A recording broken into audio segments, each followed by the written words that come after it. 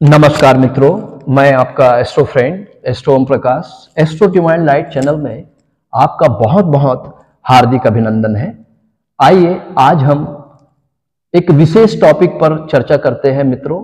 चंद्र गोचर कुंडली के आधार पर हम कैसे पता करें कि आज का दिन हमारे लिए शुभ होगा या अशुभ होगा। जी हाँ मित्रों, आज बहुत महत्वपूर्ण टॉपिक पे हम चर्चा करने जा रहे हैं कि हमको जब भी हमारी नींद खुलती है प्रातःकाल, तो हमारे मन में ये प्रश्न आता है, हम परमात्मा को याद करते हैं और परमात्मा से हम निवेदन करते हैं कि आज हमारा दिन भर जो है वो शुभ हो हमारे लिए। और इसलिए हम लोगों को विश भी करते हैं, गुड मॉर्निंग कहते हैं, सुप्रभात कहते हैं। हम अपने जितने भी हमारे मित्र है, हमारे जो रिश्तेदार है, जो हमारे आत्मीय रूप से संबंधित, जो हमारे क्लोज जो हमारे मित्र हैं, उनको हम जो है गुड मॉर्निंग विश करते हैं। वो इसलिए क्योंकि हमारा जो दिन है वो क्या हो, शुभ हो। यदि हम दूसरों के लिए शुभ चिंतन करेंगे तो निश्चित रूप से हमारे साथ भी वो एनर्जी जो है एसोसिएट होगी, हमारे साथ भी शुभ होगा।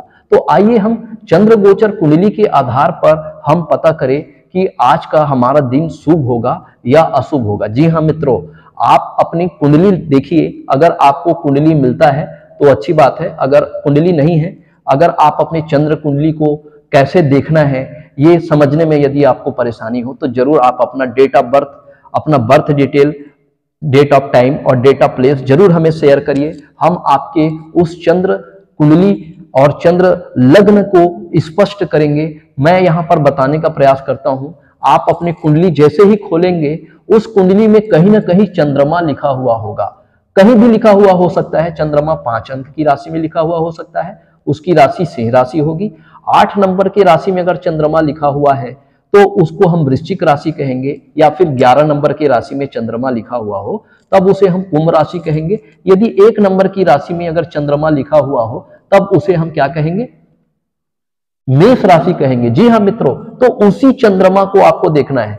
जैसे हम जिस राशि के साथ चंद्रमा स्थित हो, जैसे मान लो 2 नंबर की राशि में चंद्रमा स्थित हो, तो हम उस 2 नंबर को इस लगन भाव में स्थान देंगे।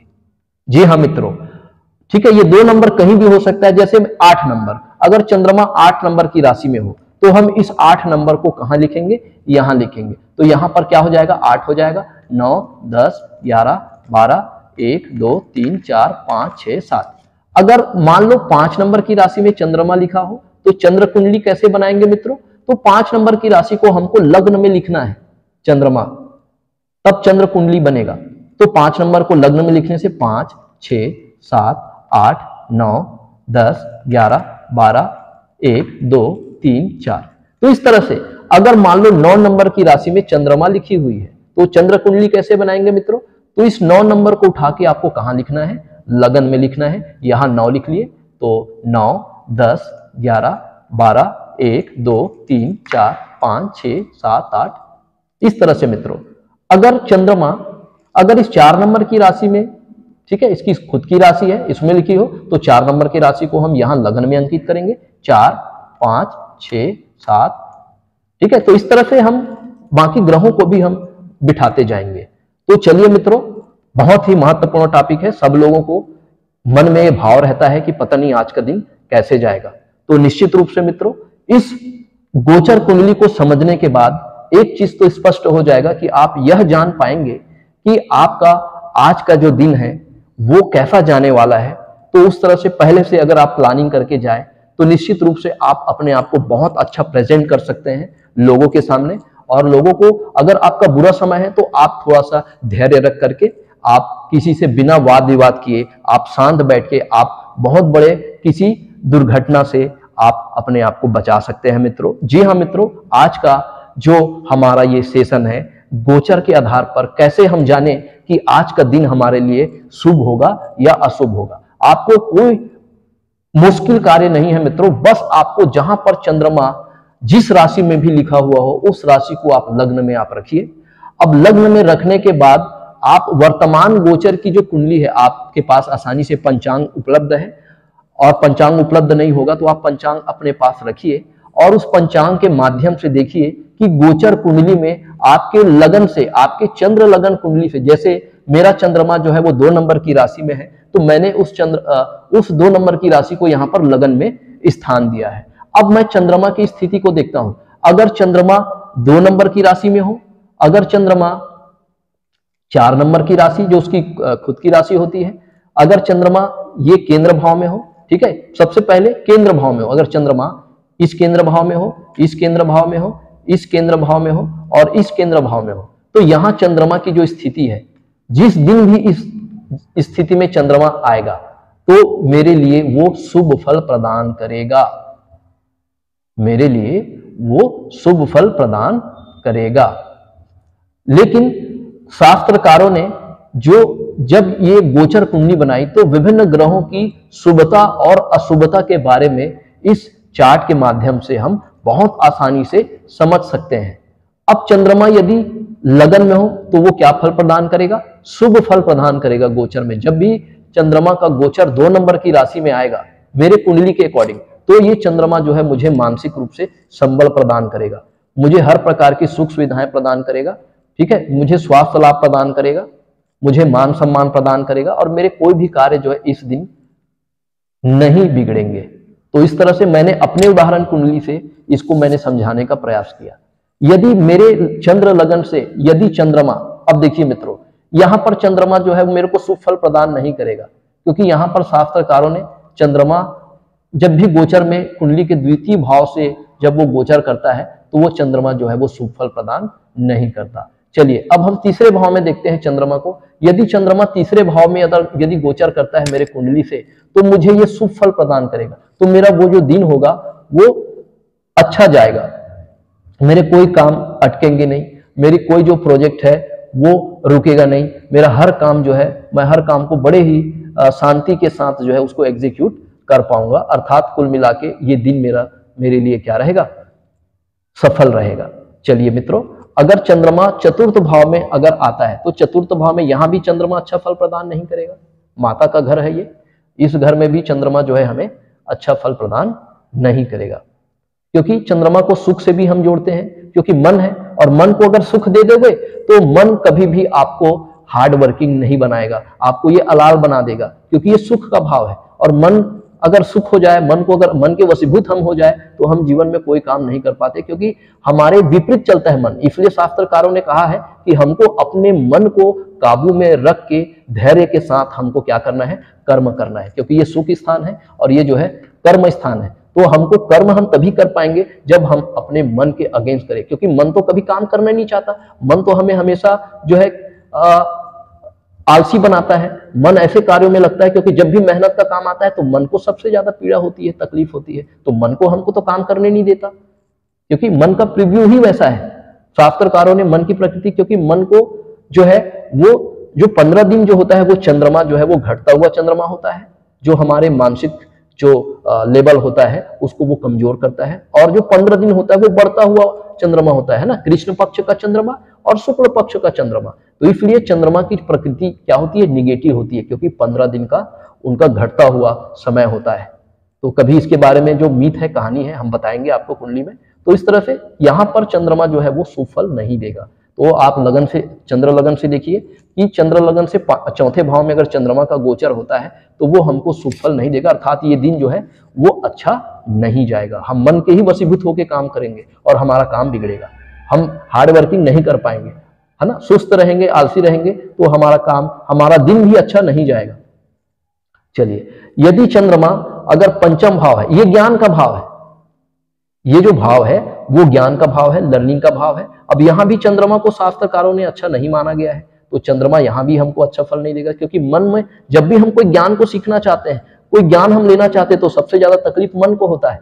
जब हम परमात्मा की भक्ति करते हैं, ध्यान करते हैं, तब हमारा मन जो है वो बहुत ज्यादा क्या हो जाता है? विचलित हो जाता है। इस कारण से ज्ञान के भाव में भी शास्त्रकारों ने मन को क्या रखा गया है? यहाँ पर अशुभ रखा गया है, तो ये भी दिन आपका जो है अच्छा नहीं जाएगा। चलिए अब हम देखते हैं ये भाव जो है वो हमारा सेवा का भाव है। तो सेवा के भाव में, है ना, मन की क्या स्थिति है? तो ये जो भाव है यहाँ पर शास्त्रकारों ने मन को यहाँ पर शुभ बताया है। तो जैसे ही लगन से छठवें भाव में हमारा मन जब गोचर करता है तब हमारे अंदर क्या होता है? सेवा भाव पैदा होता है, हमारे अंदर कंपटीशन की भावना पैदा होगी और हमें लड़ने की, जो हमारे अंदर जो बुराइयों से लड़ने, अन्याय से लड़ने का जब हम काम करेंगे, बीड़ा उठाएंगे, तब हमारा मन जो है हमारा साथ देगा। हम कोई बड़ा सा कंपटीशन एग्जाम क्वालिफाई करेंगे तब वो हमारा मन हमारा साथ देगा, क्योंकि यहाँ पर हमको मन को क्या करना है, साधना है। अगर कोई बीमारी है, क्योंकि बीमारी जो होता है वो हमारे मन को ज्यादा प्रभावित करता है, तो मन को इतना स्ट्रांग बना ले कि उस बीमारी से हम क्या है, मानसिक रूप से जो है उस बीमारी से हम क्या कर सके, जूझ सके, उस बीमारी से लड़ सके। तो यहाँ पर मनोबल को उच्च कर रखा है शास्त्रकारों ने, मनोबल को अच्छा रखा है। तो निश्चित रूप से अगर हमारे लगन से छठवें भाव में अगर चंद्रमा का गोचर होता है तो हमको शुभ फल प्रदान करेगा। उसी प्रकार यहाँ पर सप्तम भाव में, अगर लगन से सप्तम भाव में चंद्र कुंडली से यदि हम देखते हैं, अगर चंद्रमा सप्तम भाव में गोचर करता है तो भी यहाँ पर ये क्या करेगा, शुभ फल प्रदान करेगा, अर्थात यह दिन भी हमारा अच्छा जाएगा। चलिए, नवम भाव ये हमारा साधना का भाव होता है, तो निश्चित रूप से ये गड्ढा स्थान होता है, मृत्यु स्थान होता है। तो यहाँ पर चंद्रमा आने से चोट चपेट, दुर्घटना, अपमान होने का, कोई स्कैंडल में फंसने का, इस तरह का जो संभावना रहता है, तो उस दिन आपको बहुत ज्यादा चौकन्ना और सचेत रहने की आपको आवश्यकता है। किसी से बहसबाजी आपको बिल्कुल भी नहीं करना है, आपको अपने सेहत का ध्यान रखना है, आप अपने कुटुंब परिवार का ध्यान रखना है, और सबसे इंपॉर्टेंट चीज, आपको किसी से बेवजह वाद विवाद नहीं करना है मित्रों। तो निश्चित रूप से वो दिन आपका बहुत अच्छा जाएगा।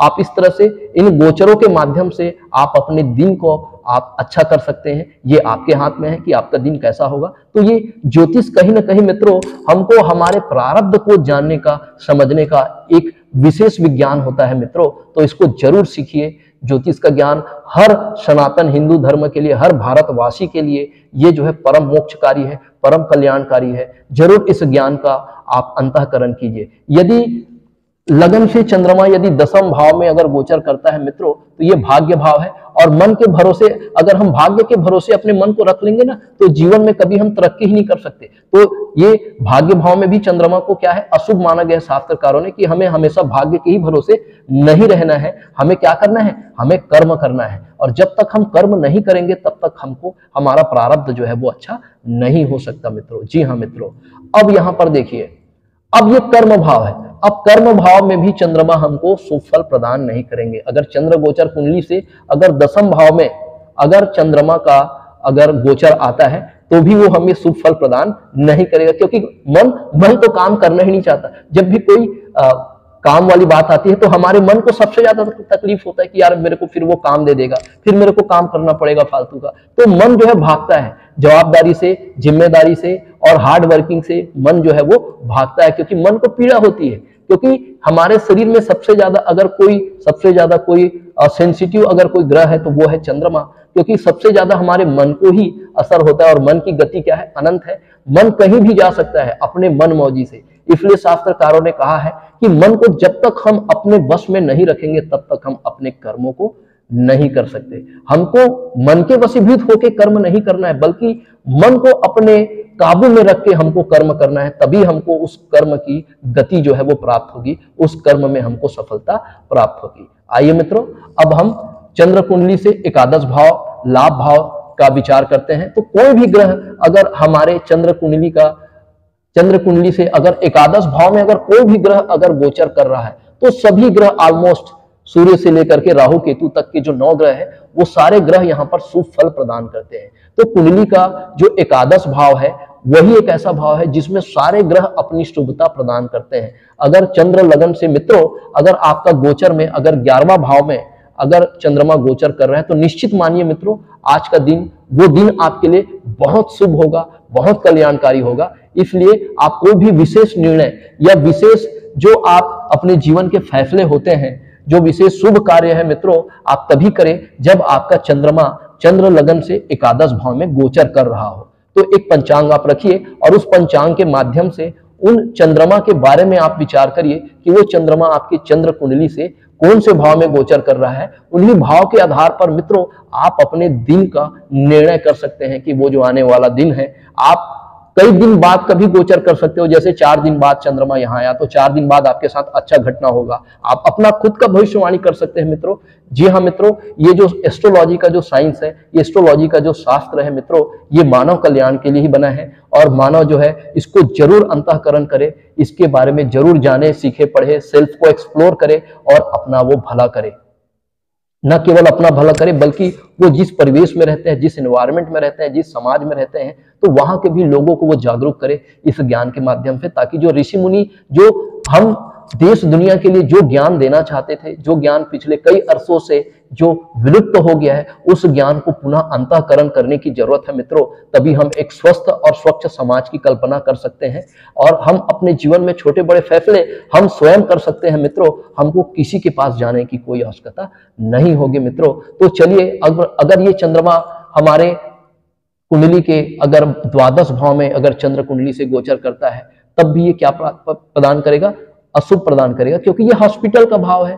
जब हम कोई बीमारी के इलाज के लिए जब हम हॉस्पिटल जाते हैं तो कहीं ना कहीं हमारा ये जो मन होता है वो दुखी होता है। हम हॉस्पिटल में जाएंगे, हमारा खर्चे होंगे अनावश्यक रूप से, डॉक्टर हमको एडमिट करने के लिए भी बोल सकता है, तो बहुत सारे पैसे यहाँ पे खर्चे हो सकते हैं क्योंकि ये व्यय का भाव है। ठीक है, डॉक्टर के पास कोई सर्जरी हो सकता है, कोई ऑपरेशन हो सकता है, ये हमारा जो है वो जेल का भी भाव है। अगर कोई कर्म आपकी गलत है, कोई स्कैंडल में यदि आप संलिप्त हो जाते हैं तो आपको सजा भी हो सकता है, कारावास भी हो सकता है, जेल भी हो सकता है। तो ध्यान रखें मित्रों, अगर चंद्र गोचर से यदि चंद्रमा का गोचर द्वादश भाव में होता है तो एक बात जरूर ध्यान लिए, किसी से अनावश्यक रूप से बहस मत करिए, कोई स्कैंडल में फंसने से बचाइए। कहीं पर आप जा रहे हो तो कोई फंसने का आपका कोई संभावना तो नहीं बन रहा है, तो कोई भी बुरा कार्य में आप संलिप्त ना रहिए। आप परमात्मा की भक्ति करिए, क्योंकि द्वादश भाव जो होता है वो हमारे डिवोशन का है, डोनेशन का है, हमारे सेक्रीफाइस का है और हमारे सबसे ज्यादा उस परमात्मा की जो साधना का ये भाव होता है मित्रों, क्योंकि ये मोक्ष भाव भी हम कहते हैं। अगर हमारे कर्म अच्छे हैं तो निश्चित रूप से हमें मोक्ष की क्या होगी? प्राप्ति होगी। तो चंद्रमा जो है वो यहाँ पर आकर के क्या है? अशुभ फल प्रदान करते हैं। इसलिए अगर आप देवज्ञ हैं, अगर आपको विदित है कि चंद्रमा जो है इन गोचरों में कौन कौन से गोचर में आने से हमको अशुभ फल प्रदान करता है, तो उस दिवस मित्रों आप बहुत ही शांति और धैर्य के साथ जो है बिना बहस किए आप अपने जीवन को आनंदित रूप से आप उस दिन व्यतीत करिए। निश्चित रूप से परमात्मा की ब्लेसिंग्स जो है आपके पास होगी और वो जो अशुभ दिन है वो परमात्मा की कृपा से वो शुभ दिन में परिवर्तित हो जाएगा इस ज्ञान के माध्यम से। तो निश्चित रूप से ये मेरा छोटा सा किया गया प्रयास मित्रों आप सभी को अगर पसंद आया होगा तो इस वीडियो को लाइक करिए, शेयर करिए, सब्सक्राइब करिए और इसे उन जरूरतमंदों तक जरूर पहुंचाइए, ताकि इस ज्ञान के माध्यम से वो न केवल अपना भला कर सके अपितु वो परिवार में, समाज में, वो जिस परिवेश में वो रहते हैं वो अपने परिवार वालों के लिए भी वो कुछ भला कर सके और देश के विकास में अपना वो योगदान प्रदान कर सके, अपने प्रारब्ध को अच्छा कर सके। मित्रों, आपने अपना कीमती समय हमारे इस चैनल को दिया। जैसे मैं पहले भी आपसे मैं निवेदन करता हूं, अगर हमारे चैनल के लिए आपके द्वारा कोई सुझाव है, कोई मार्गदर्शन है, तो हमें जरूर प्रदान कीजिए, क्योंकि आपके सुझाव और मार्गदर्शन हमें प्रेरणा देते हैं। और इसी तरह से साथ बनाए रखिए, जुड़िए। और अगर कोई कुंडली आपको एनालिसिस करना है तो जरूर कमेंट बॉक्स में, डिस्क्रिप्शन बॉक्स में आप हमारा लिंक है वहां जरूर जाइए, आप अपना डेट ऑफ बर्थ शेयर करिए। निश्चित रूप से मित्रों आपकी कुंडली एनालिसिस की जाएगी, आपको रेमेडी प्रदान की जाएगी और इसके माध्यम से निश्चित रूप से मित्रों आप अपने सेल्फ को एक्सप्लोर कर पाएंगे।